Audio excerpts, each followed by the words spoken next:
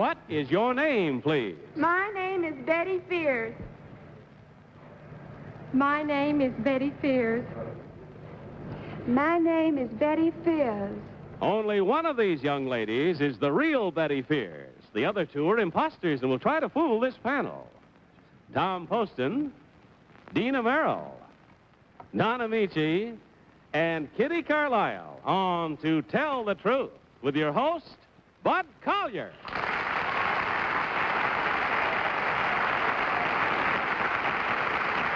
Thank you very much. Thank you and welcome once again to Tell the Truth, brought to you this week by Anacin, the headache remedy with a special combination of ingredients to relieve pain, fight depression, calm jittery nerves. Anacin. Good evening, panel. Howdy, Will you please open up your affidavit for the first time tonight and follow along with me as I read from my copy.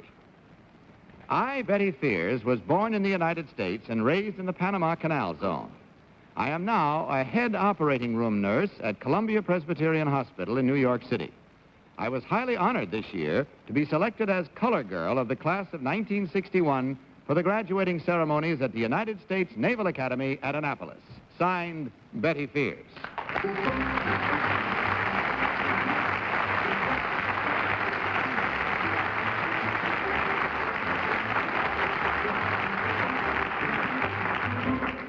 Mighty nice picture to present to you first tonight, panel. I think you'll agree. Three lovely young ladies, each one claiming to be Betty Fears, Annapolis color girl of the class of 1961.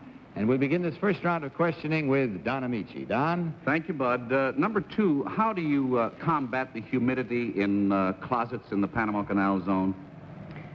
Combat the humidity? Yes. Keep it dry. It's been quite a while since I've been there. I don't remember. I was Thank you. 13 when I left the Panama Thank you. Canal Number zone. three, would you know? Well, I left it up to my mother. Number one, who did you leave it up to? I think you used light bulbs or some kind of a drum. Thank you very much. Number two, what wages are general for nurses now? It differs with a different type of nursing. Well, We just get say a about, regular practitioner. $3.50 a month. How much? About $3.50. Kitty? Number one, what street is Harkness Pavilion on? It's on Broadway and West 168th Street. Number two, can you tell me who delivered the graduating address at Annapolis this year? President Kennedy. Number three, can you tell me the telephone number of Harkness? Oh, I don't actually work in Harkness. Oh, I see. Number one, where do you work at Harkness Pavilion? No, I do not. Number two, who's operated under? I mean, who have you operated? I mean, what doctors have you operated with? Dr. Wydell, Dr. Wiley, Dr. Mashburn, Dr. Kaler. Dr. Mom is in and out occasionally. Is Dr. Riley a neurologist? Dr. Wiley. Oh, Dr. Wiley. Dr. Brent calls surgery. Tom Poston, please. Thank you, Bud. Number one, what is staph? Staphylococci, it's a infection, virulent, very, Why would I ask you, as a nurse, what staph meant? well, because it's very important in hospital. It's Yeah. very hard to get rid of once it gets in there, in wounds and things like that.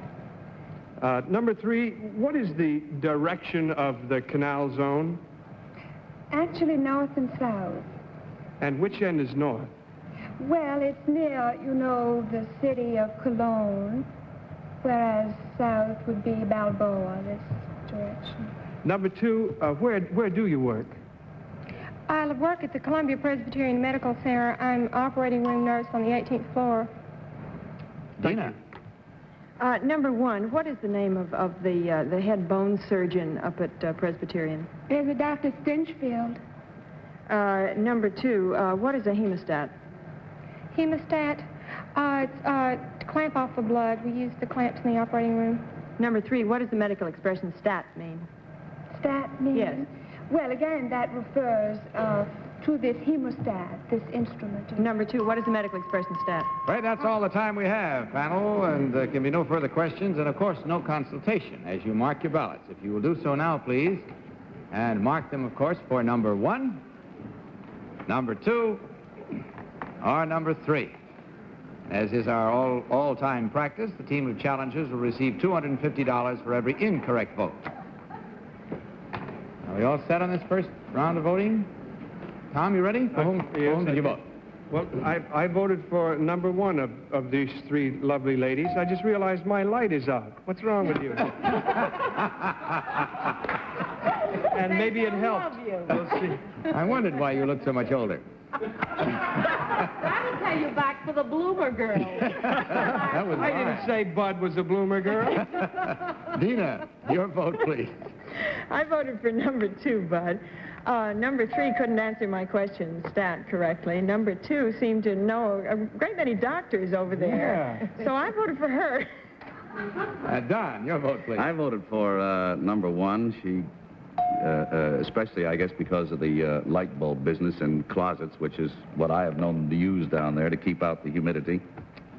Kitty. I voted for number 1. Harkness Pavilion isn't exactly on Broadway. I think it's on Fort Washington Avenue when she said Broadway. But she did know Dr. Stinchfield, who is a bone doctor, and I didn't recognize any of the doctors that number 2 mentioned. And I'd go up to Harkness a great deal.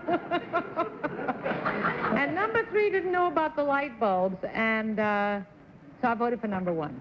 All right. Once again, we have our situation where the votes are all in, and we are at that point of finding out what is the truth and what is not, as we learn which one of these pretty young ladies is the real Annapolis color girl.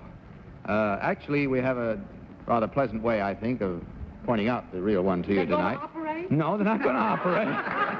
No doctors are going to appear to identify Betty Fears. However, the midshipman who selected Miss Betty Fears as his color girl is here with us tonight, and he's going to pick her out for us. So I would like you to meet brand new Marine Lieutenant Jack Sheehan.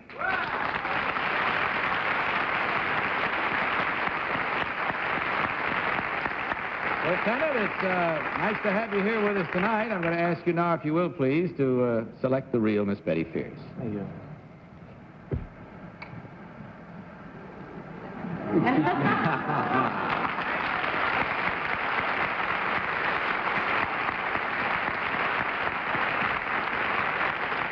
Thank you very much, Miss Fears. It's a pleasure to have you with us tonight. Lieutenant, may I ask you a question? Out of all the midshipmen graduating, how did you happen to have the honor of selecting the color girl? Well, I'm the company commander of the color company down there. That's the company that won the inter-brigade competition for the year 1960-61. I see. And how did you happen to select the Marines as the division in which you'd like to go? Well, I spent 3 years as an enlisted Marine, and I just thought I'd like to go back. Uh-huh. And where do you expect to be stationed, Lieutenant? I'll be stationed in Quantico, Virginia, Officers Basic School. Well, good luck to you. Our country's in good hands with young men like you. Thank you very much. Bless you. Is he planning a medical career, Bud? I don't know. You planning a medical career? Not right offhand. Not right offhand. He's a wonderful operator, though. Yes, he...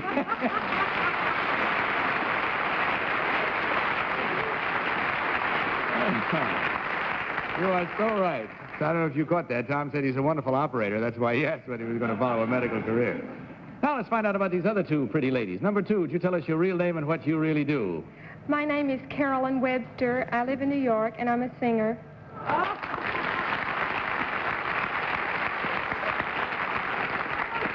Those doctors are probably all publishers.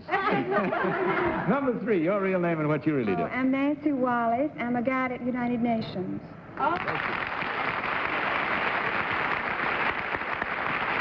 Well, we check up on our score, and we find there were 1, 2, 3 correct votes, only 1 incorrect vote at $250. Panel was kind of smart on this opening round tonight, but we do hope that it's more than made up for by the pleasure that you've had. You've given us plenty by just being with us tonight. And, of course, you receive a gift package from Anderson of the fine products that they make. Good night to you. Bless you all. Now, panel, let's meet our next team of challengers.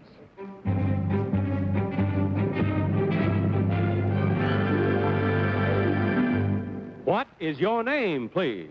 My name is Harold Palmer. My name is Harold Palmer. My name is Harold Palmer. Once more, panel, you've had a look. Will you now look at your copies of this affidavit? I, Harold Palmer, am the co-inventor and developer of a device known as the cap-chur gun. The cap-chur gun looks like an ordinary rifle, except that instead of a bullet, it fires a hypodermic syringe which injects a charge of chemicals on contact. It is used by zoo personnel and conservation authorities to anesthetize wild animals so they can be examined for disease, treated for injury, or transported from place to place without harm. The gun may also have eventual use by law enforcement and medical authorities. I personally have used the gun on elephants, rhinoceros, lions, and many other types of big game in Africa. Signed, Harold Palmer.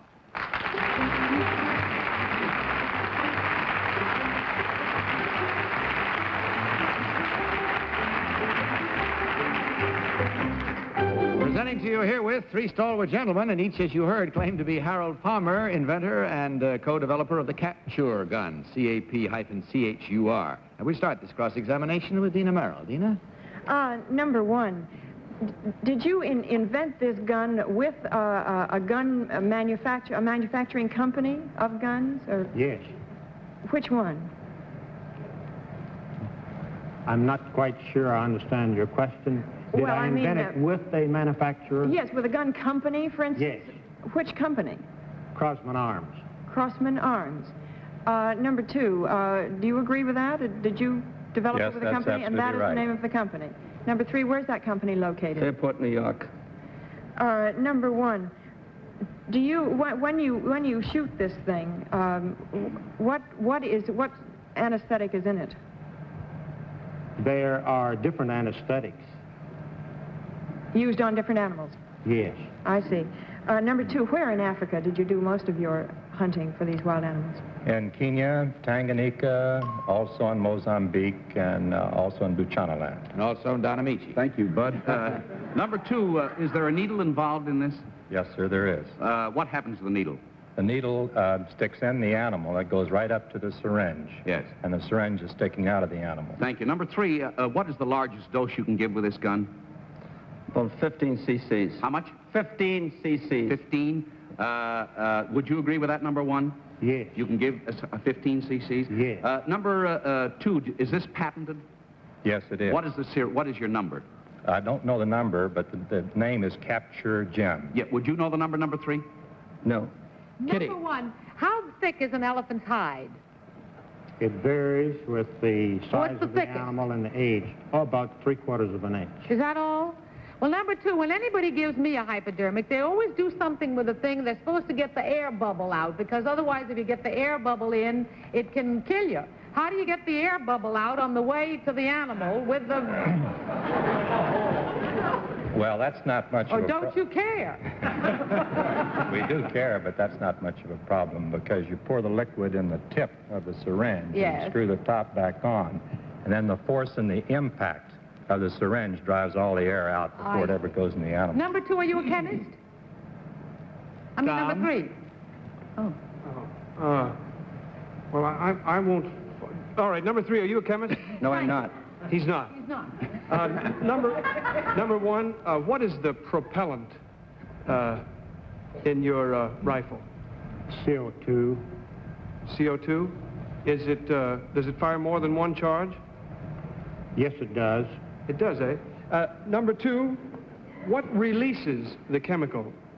As I understand it, the needle goes in and the syringe is still outside the animal. What releases the chemical? Well, there's a little rubber plunger in the syringe, and the powder charge goes off and drives this rubber plunger up, which pushes all the liquid out in a jet. After it hits the animal, you mean? After it hits the animal, there's a little firing pin by centrifugal force hits the powder charge. Well, we've had our own powder charge and blown up the time we have for any further questioning, which is none. So, will you kindly mark your ballots, panel? Without consultation, vote for number one, number two, or number three. Everybody ready? Tom, what is your selection this time? I voted for number one. It seemed to me that the answers came thick and fast after... Want to see something funny? That's the light on, and there's the light off. Where is it? Now it's off. Hey, you ran all where were you born? Now they're all on again. I voted for number one on the basis of the Crossman Arms answer. When Dina? the lights go on Your again. vote, please. I voted for number two, Bud, on the basis of his answer to Kitty's question about the air in the syringe. Don? I voted for number 2, Bud, because he was the only one that knew about the lights in the closet to take away the humidity.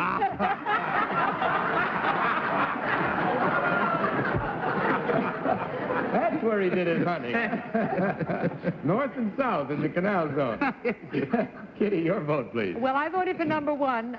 They all gave marvelously good answers on a subject about which I know absolutely nothing.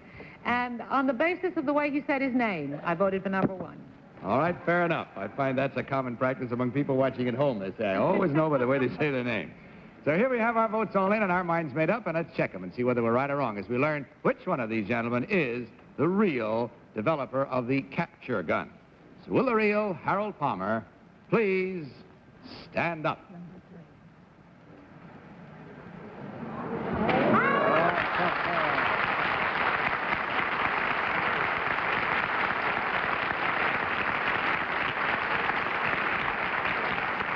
That was a 2 and 2. Who voted for number 1? Tom and I. Tom and Kitty voted for number 1. Well, number 2, what is your real name and what do you really do, sir? My name is Dick Griffith. I'm a vice president of Kenyon and Eckhart Advertising.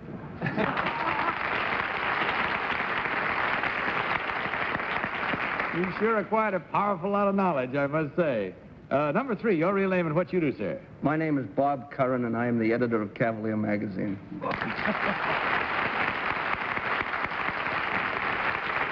Well, our thanks to you all. You gave us a good time, I must say, and it went right down the middle this time since there were 2 incorrect votes. That means 2 right, 2 wrong. 2 incorrect at $250 each, of course, means a total of $500. You did better than the first round. However, if you had as much fun, that more than makes up for the difference.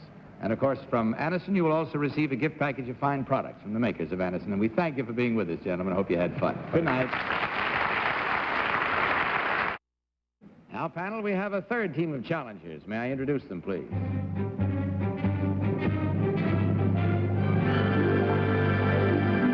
What is your name, please? My name is Frank Greco. My name is Frank Greco. My name is Frank Greco. Follow along once more, if you will, panel, as I read this one. I, Frank Greco, have been the janitor at the high school in Clifton, New Jersey for 11 years. For the past 4 of those years, I have been sweeping out classrooms at night and attending college during the day. I graduated this spring. This September, I will return to Clifton High School, not as a janitor, but as a teacher. Signed, Frank Greco.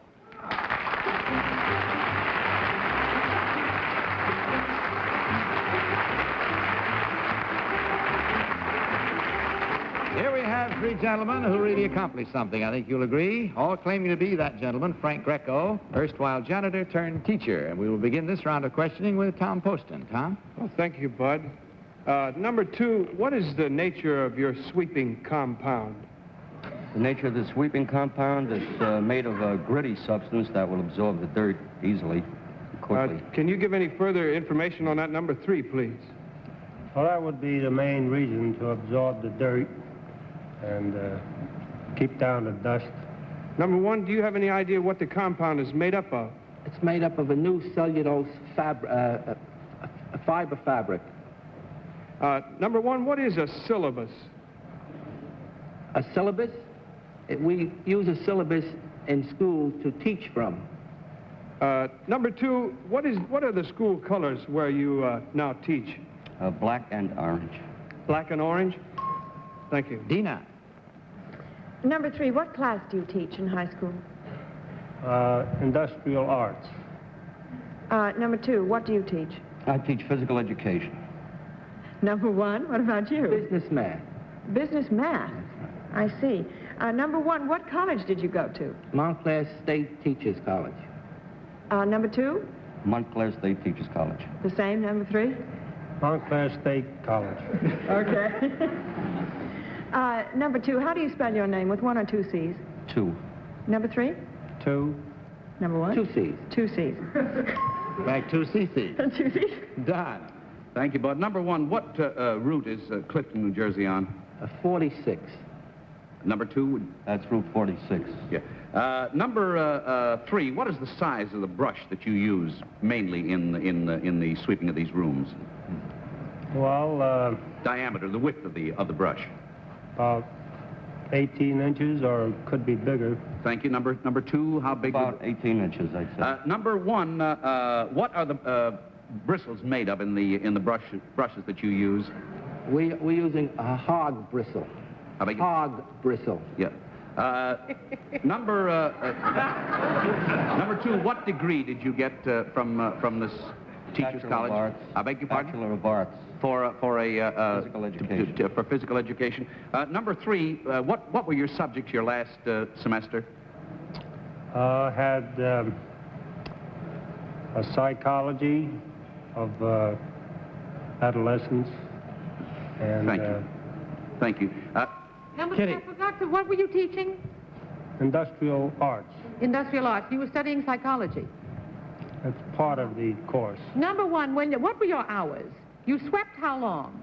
I worked from, well, the first part of my life, for 7 years, I swept completely from 7:30 to 5:30 at night, and I worked a half a day on Saturday. I see. Number two, were those your hours too? I swept from 8 o'clock until 4. And number three, how long did you have to study then? Well, weekends and... This is an extraordinary achievement, and I want to congratulate all three of you. It's absolutely marvelous. My father got to be a doctor working at night, and so I know how difficult it is. Number one, would you tell me the route that you take from Clinton to New York if you don't come by car? From Clifton to New York? From Clifton to New York. I would travel on S-46. Yeah, by bus? By bus, And what yes. tunnel would you go through? Oh, I would go through the Lincoln Tunnel. Okay, that's it. Time is up, and once more, it's that moment of marking your ballots. If you will, please, panel. And so without consultation, will you kindly do so right now? Voting for number one, number two, or number three? Oh, I can't tell. Wait a minute. Oh, too terrible. Oh. Wouldn't have been so confused if you hadn't congratulated all three. You see, you must remember, on this show, 2 of them flunked. Tom, for whom did you vote? Well, I felt that I had to vote for number one this time because of the clarity and the speed of his answers. I think you'll agree that if he isn't the janitor turned teacher, he certainly must live in or near Clifton, New Jersey, because he knew an awful lot about that area, and I voted for number one. Dina, your vote. I voted for number one, too, Bud. Very much the same reasons as Tom, but also because number two doesn't look like a physical education teacher for me, and number three was very hesitant about the courses he'd taken in college. Dot. I voted for number one also, Bud. I used to drive through Clifton or on the road that goes right by it, and I was almost sure it was 46, but I'm not positive of that either. Kitty. I voted for number one for a very, very simple reason. When he spoke about the hours that he had to sweep, there was a kind of feeling in his heart that I feel he really put in those hours. So again, we're at that moment with our votes in and our minds made up to find out whether or not in our particular moment of truth we have come a cropper or if we've done well. So let's find out right now, shall we, as we learn which one of these gentlemen is the real janitor teacher. So will the real Frank Greco please stand up?